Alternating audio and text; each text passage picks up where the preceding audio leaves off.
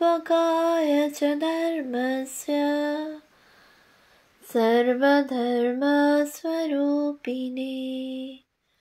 अवतारवरिष्ठाय रामकृष्णाय ते नमः। শ্রী শ্রী রামকৃষ্ণ কথামৃত দ্বিতীয় খণ্ড। তব কথামৃতং তপ্ত জীবনং কবিভিরীরিতং কল্মষাপহম শ্রবণমঙ্গলং শ্রীমদাততং ভুবি গৃহন্তি ये ভুরিদা জনা। শ্রীমদ্ভাগবত গোপীগীতা, পৃষ্ঠা সংখ্যা 768, 1885, 11 মার্চ, দ্বিতীয় পরিচ্ছেদ। অপরাহ্নে ভক্ত সঙ্গে অবতারবাদ ও শ্রীরামকৃষ্ণ। স্কুল ছুটির পর মাস্টার আসিয়া দেখিতেছেন ঠাকুর বলরামের বৈঠকখানায় ভক্তের মজলিস করিয়া বসিয়া আছেন। ঠাকুরের মুখে মধুর হাসি, সেই হাসি ভক্তদের মুখে প্রতিবিম্বিত হইতেছে। মাস্টারকে ফিরিয়া আসিতে দেখিয়া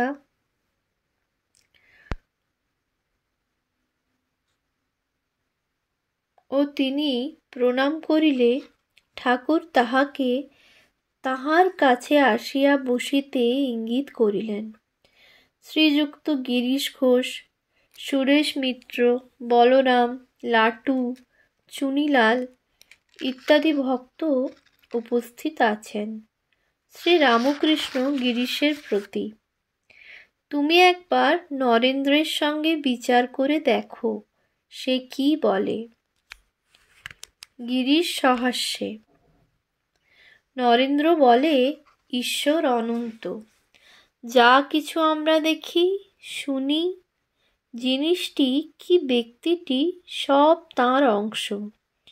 এ পর্যন্ত আমাদের বলবার জো নাই। ইনফিনিটি, অনন্ত আকাশ, তার আবার অংশ কি? অংশ হয় না।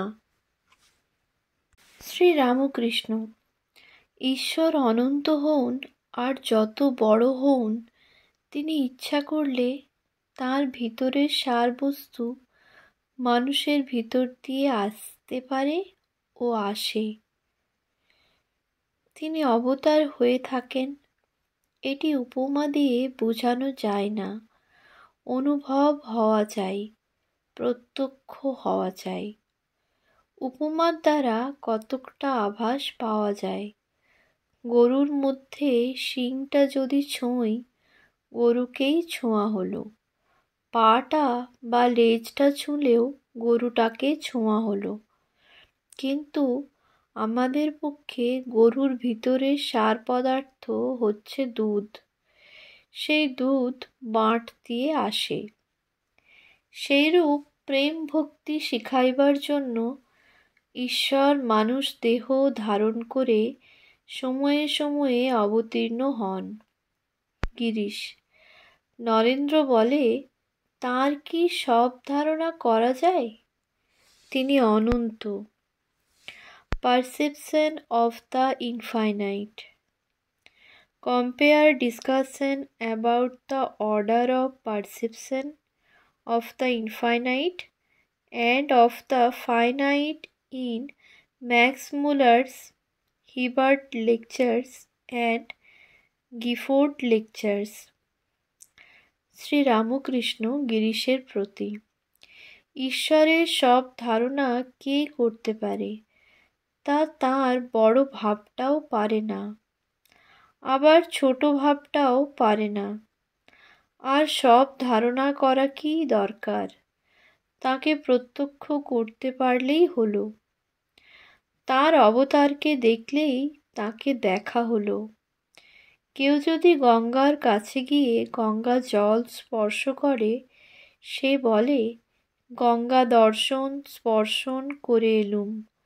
সব গঙ্গাটা হরিদ্বার থেকে গঙ্গাসাগর পর্যন্ত হাত দিয়ে ছুঁতে হয় না। হাস্য: তোমার পাটা যদি ছুঁই, তোমায় ছোঁয়াই হলো হাস্য। যদি সাগরের কাছে গিয়ে একটু জল স্পর্শ করো, তাহলে সাগর স্পর্শ করাই হলো। অগ্নিতত্ত্ব সব জায়গায় আছে, তবে কাঠে বেশি।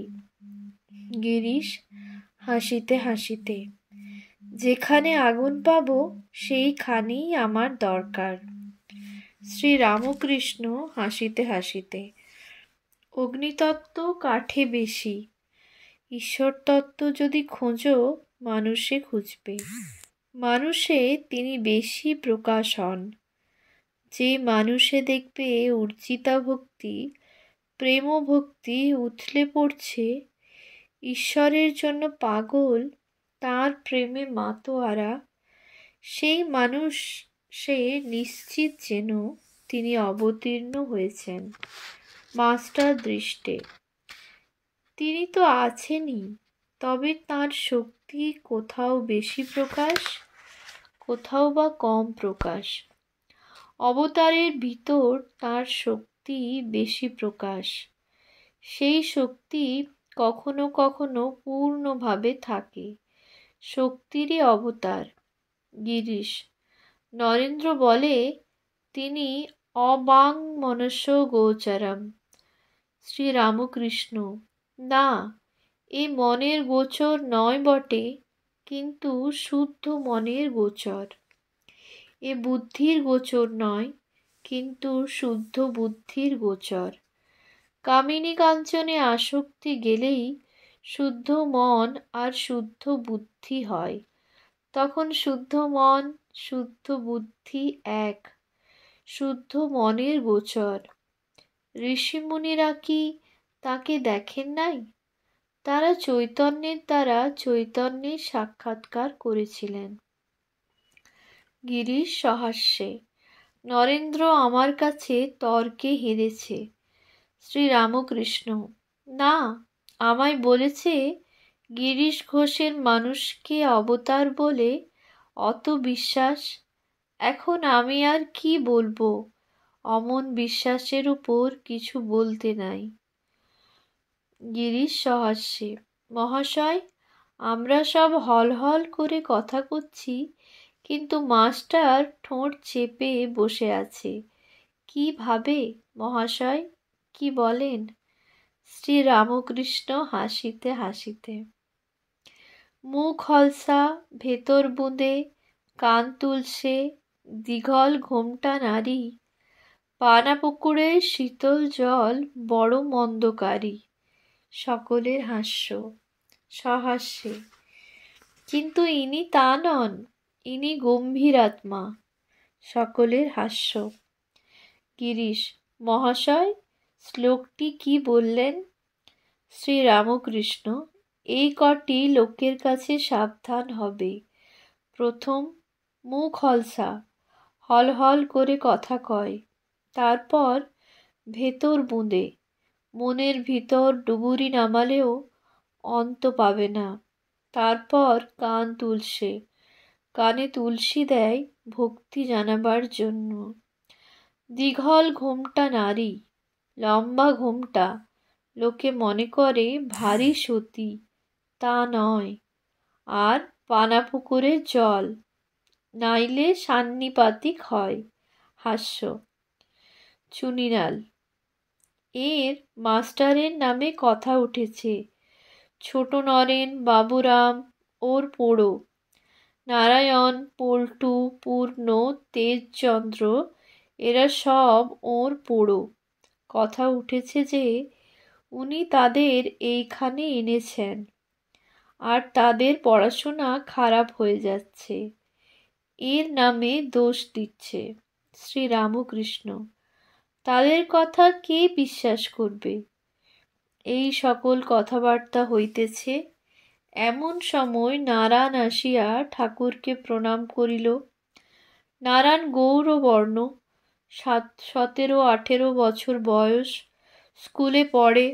ঠাকুর শ্রী রামকৃষ্ণ তাহাকে বড় ভালোবাসেন, তাকে দেখবার জন্য, তাকে খাওয়াবার জন্য ব্যাকুল। তার জন্য দক্ষিণেশ্বরে বসে বসে কাঁদেন। নারায়ণকে তিনি সাক্ষাৎ নারায়ণ দেখেন। গিরিশ নারায়ণ দৃষ্টে। কে খবর দিলে? মাস্টারই দেখছি সব সারলে। সকলের হাস্য। শ্রীরামকৃষ্ণ হাসিতে হাসিতে, রোসো, চুপচাপ করে থাকো। এর মাস্টারের নামে একে বদনাম উঠেছে। অন্নচিন্তা চমৎকারা, ব্রাহ্মণের প্রতিগ্রহ করার ফল। আবার নরেন্দ্রের কথা পড়িল। একজন ভক্ত, এখন তত আসেন না কেন? শ্রীরামকৃষ্ণ, অন্নচিন্তা চমৎকারা, কালিদাস হয় বুদ্ধিহারা। সকলের হাস্য।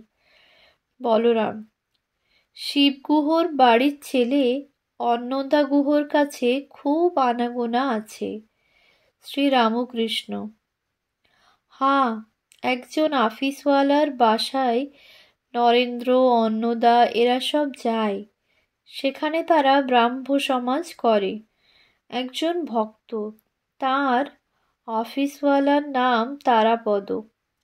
বলরাম হাসিতে হাসিতে, বামুনরা বলে অন্নদা গুহ লোকটার বড় অহংকার। শ্রীরামকৃষ্ণ, বামুনদের ওসব কথা শুনো না। তাদের তো জানো, না দিলেই খারাপ লোক, দিলেই ভালো। সকলের হাস্য। অন্নদাকে আমি জানি ভালো লোক। ওম শান্তি শান্তি শান্তি। হরি ওম তৎসৎ। শ্রীরামকৃষ্ণার্পণমস্তু।